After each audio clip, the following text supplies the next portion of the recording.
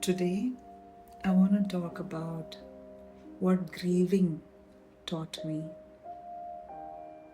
And this is dedicated to all of you who have shared your moments of grief with me, your moments of loss. And I am truly humbled by the trust that you have shown in participating in those moments of grief with you. Thank you. And today I want to talk about grief not because I understand it completely, not because I know anything at all about it, but because I recently was reminded that it was still there in me. And a few days ago, my family gathered to celebrate my sister's professional success. As part of the celebration, there was a brief presentation about the people who had shaped her journey, and my father was one among them. My father passed away 16 years ago, and yet in the moment that his photograph appeared on that screen, something in me just stopped. Not because I missed him or I wanted to see him, but because suddenly there he was, and for a moment I was no longer celebrating. I was grieving. And what surprised me the most was not the sadness, it was how familiar that sadness felt. As though 16 years had passed, and yet that part of me remained untouched. Not louder, not smaller, just simply waiting. I could see that in my siblings as well, because all of us were completely teared up and weeping with a pain that cannot be described. We were all revisiting a pain we thought we had left behind. And it made me realize something. Perhaps grief never really leaves. We do. When my father died, I wasn't ready. I wasn't ready for the loss at all. I wasn't ready for the finality of it, and I wasn't ready to accept that someone who had been such a significant part of my story would no longer be part of the chapters that followed. In fact, I couldn't even bring myself to look at him when he passed, because looking would have meant accepting, right? And I wasn't ready for that truth. What hurt wasn't only losing him, it was losing everything that could have been. The conversations we would never have, the moments he would never witness, and the chance for him to know who I was becoming, and the chance for me to know him beyond the role of the father that he played. Grief for me was never only about what was. It was also about what would never be. And maybe that is why it hurt so deeply.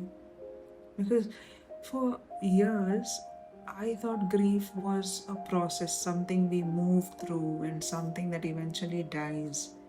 I thought that one day the pain would disappear, that healing meant reaching a place where grief no longer existed. And now I see it so differently. I don't think grief ends. I think it just changes.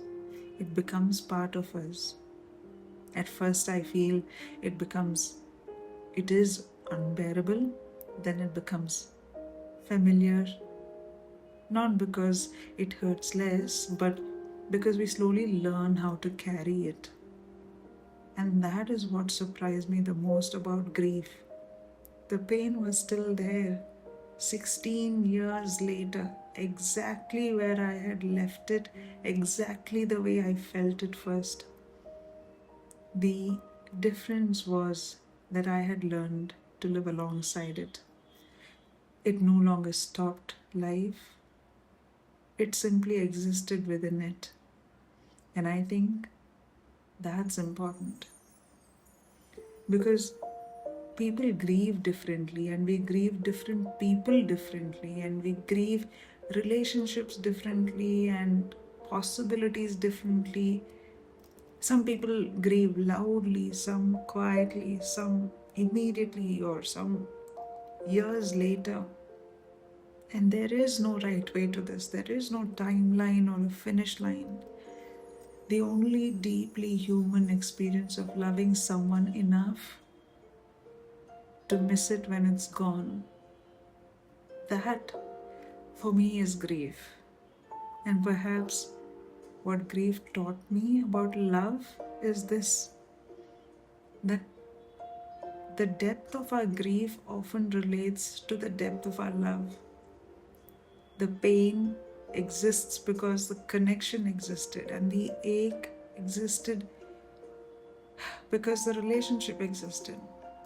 And as difficult as grief can be, what a gift it is to have loved something deeply enough to feel its absence. Because the alternative would be so far sadder, to have lived a life untouched by love, untouched by connection, untouched by the people who shape us. Oof, what a loss that would be.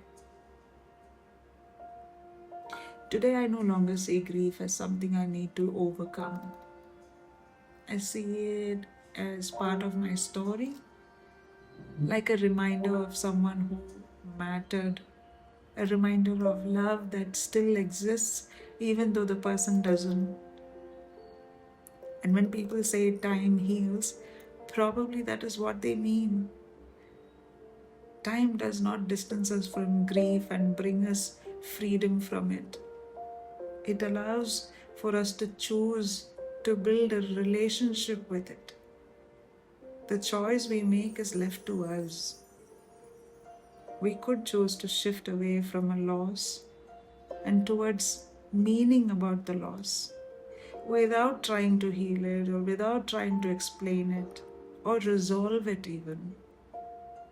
Just simply allow it to exist, honoring it for what it represents. A life that mattered, a relationship that mattered, and love that mattered.